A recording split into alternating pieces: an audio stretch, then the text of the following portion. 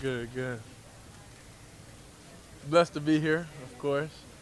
I'm happy all y'all here. I'm happy that the fans are able to be here, and I'm excited, to be a part of this team. Had to wait till Jerome was done back there, huh? Yeah, for sure, it's a respect thing. I know a lot of people want the content I know I'm gonna produce, so I never want to make anybody feel, any type of way about anything. So it was important that he gets everything he needs to say out, and everybody captures what he has, and then now, I'm here. Shedeur, how do you maximize? I know the reps are being divided up between four. How do you maximize the time when you're not getting the reps? What do you? How do you? What do you do to kind of take advantage of that? I'll say just have a deeper level of understanding, because I know whenever I get my opportunity, I gotta maximize it. So that's something you have to change in the mentality standpoint and the mental standpoint is okay. I just got to think about what I could do to get better, even if I'm not getting reps, and it's no problem. So the guys have talked about the mental intensity that they want to have at training camp. These first 2 days of going into the third, what's your mindset and how are you approaching that intensity? I would say just learning. Every day, of course, I'm learning different things because I know the opportunity will come, and whenever it comes, I want to be able to know the ins and outs and know the full everything. So I don't want to really make too many mistakes when it's my time. Where do you feel like you're getting the most comfortable, coming back from any camp and the first couple of days of training camp? I'll say definitely the playbook. Yeah, I'm getting super comfortable in the playbook for sure, and it's helping me out, overall in the field. I know you guys are a little short on bodies here with pass catchers. Like watching you yesterday in the early part of practice, and sometimes you're throwing to some of the equipment guys. Like, how do you maximize those opportunities, even when it's not a pass catcher that is going to be on the roster? It doesn't really faze me. You gotta understand, we came all the way from HBCU to Power 5, and then now we're here. So at this point, if you look around, there's nothing, that's a challenge, I'd say. How are you approaching the four-man competition as you get to training camp, as you get closer to preseason and then week one? I'm focused on doing me. I'm focused on learning what I need to learn. That's simply it. Are you thinking about winning that job for week one? I don't think nobody in this organization is here if they're not trying to win. Honestly, I think, they're trying to win who gives out the best water and Gatorades out here. So it's definitely a competition in everything in life. It's so many cameras out here. It's definitely a competition with content, obviously too. So I think everything in life boils down to competition. Shedeur, you've been a star for your entire life. So how difficult is it to be patient and, you said, waiting for your turn? I'll say it's different phases in life, different things in life you have to go through, and that's all it is. I'll say for me, it's building blocks. Sometimes I always had to get overly prepared and had to worry about a lot of different things, just from my youth to high school to college, and I never had a chance to, I'll say, sit back and learn more in depth of everything. So I was always thrown in the fire, and I always exceeded expectations. So Yesterday, Andrew Berry mentioned that speeding, huh? that he thought it wasn't smart. I figured somebody had to ask him. So, Yeah. so he said that it wasn't smart. He said he talked to you. He said Kevin said he also talked to you. So I'm just wondering, what did you learn from that incident? And Yeah, I definitely learned not to drive fast at all. So I really don't even drive like that much anymore. But I really don't drive fast at all. So I definitely follow the rules, and I hope everybody learn from my situation. That not drive fast at all. Yesterday was a long, hot day, and your red zone period looked a little frustrating. How frustrating was it? Those reps you had at the end. Nah, this is the thing. I don't never take anything as frustrating because I know everybody tries their best. So like even, throughout everything in college and everything, I was never frustrated ever at teammates, at everybody, because I know everybody's going out there doing their best. So If you doing your best and you tell me, you look me in the eye and tell me you doing your best, I know I'm out here trying to do my best. I know I make mistakes. I know you make mistakes. So it's like, why would I be mad? We all in similar situations, so that doesn't really frustrate me at all. You know, it doesn't frustrate me. Being able to have an opportunity to, we have days on days on days and days, and just the relationships, and you know, you could look at somebody's eye and be like, my bad, bro. Like that's what it was. I'm like, all good, it's no problem. Because who knows how much time everybody has to spend together. It's about relationships overall, so I don't want any memories of me, you know, being negative or being mad at any situation that happened. Shedeur, last time we saw you out in public, you were at the Rainbow Terrace event, and you Mhm. were really embedded in the community, but you've done so much of that since you've been here in this short time. Why was it important for you to be there and just be doing all the things that you've been doing? Well, I say it's definitely it's something I feel like God put me here to do. You know, regardless of whatever the situation is here, the fact I'm able to bring light to the community, to different situations, that's of course my calling. So yeah, I'm just excited that, you know, one decision and one thought is able to impact so many lives and have people remember that. So that's kind of like how I go about things. Nothing's ever like, I say pre-planned or well thought out plan. Like it's none of that. It's okay. I've one thought. All right, let's do it. Like, and then that's just how it goes. Shedeur, I know you said you're trying to maximize those reps, and you know the fact of the matter is, like, it's probably like the fewest amount of practice reps you're getting, like maybe in your whole football career. Like, I'm curious, can you kind of take me inside?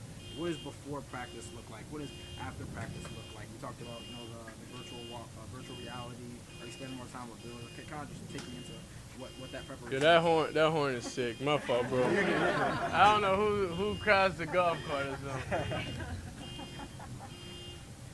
Are they fixing that? Because it's throwing me off my thought process. Yeah. Interrupting our content. Hey. Interrupting, man. Y'all can cut that. It don't matter, man. Yeah, but just what is like before practice look like? What does after practice look like to make sure that, hey, Yeah. See, it ain't me. It ain't me doing that. I don't know what it is. All right, I guess they busy right now. Before practice, of course, is jotting down all the plays, and it starts the night before, of course. But training camp, you get a lot of different plays each day, and you don't know who's gonna get in what. So that's the exciting challenge that it is. Like, dang, you don't even know what reps you're gonna get, so you gotta be ready for everything. That's how it is, you know, in games also. So jot down the plays, understand conceptually what it is. I'll say from rookie minicamp and OTAs to now, I learned more in depth with everything, you know, so I'm just excited I'm able to have this approach with things and take full advantage of it. What about after practice? Oh, after practice for sure, I gotta get a good meal in. So that's the first thing. Get a good meal in, recovery, of course, and then get on the iPad, watch everything. Then I can't give you too many details on how I try to, because when I go in practice, I gotta maximize my moments. So I gotta study our defense too. So that's what it is. All of us keep getting asked the same question, and none of us had the answer. So maybe you could give us the answer. Why aren't you getting any reps with the ones at any point? I don't think that's not my place, you know, to answer, to even be able to give the answer to that. I feel like it's not in my control. So I'm not even gonna think about that or have that even in my thought process of why it is. Like, it's a lot of people that want to have the opportunity to be at this level, and I'm here, and I'm thankful to have the opportunity. So whenever that is, it is. But it doesn't make me feel down, or it doesn't make me feel left out or anything, because I know who I am as a person, I know who I am as an individual, and I know what I could bring to this team. So I can never feel less than, you know, in any circumstance. Shedeur, I saw that Shiloh, your dad went down and visited Shiloh. Yeah. So is he going to come here and visit you as well? Yeah, I'm not sure. I'm telling you, when I tell you I was cut off from the world, I ain't. it been hard to even make phone calls, you know, obviously, because you got to have the decompress time for sure after practice. So but recently I just been following up with the other former like Buffalo players and stuff like that. So that's really who I've been talking to. Shedeur, when you say that, there's been a little bit of everything as far as from when you first got here to now, just, from In what rookie camp, regard? it's just as far as like, growth and adjusting and things Yeah. like that. But what's been the most impactful or significant point for you since you came in that rookie mini camp to now as you get into the early part of training camp? In the football world. Yeah.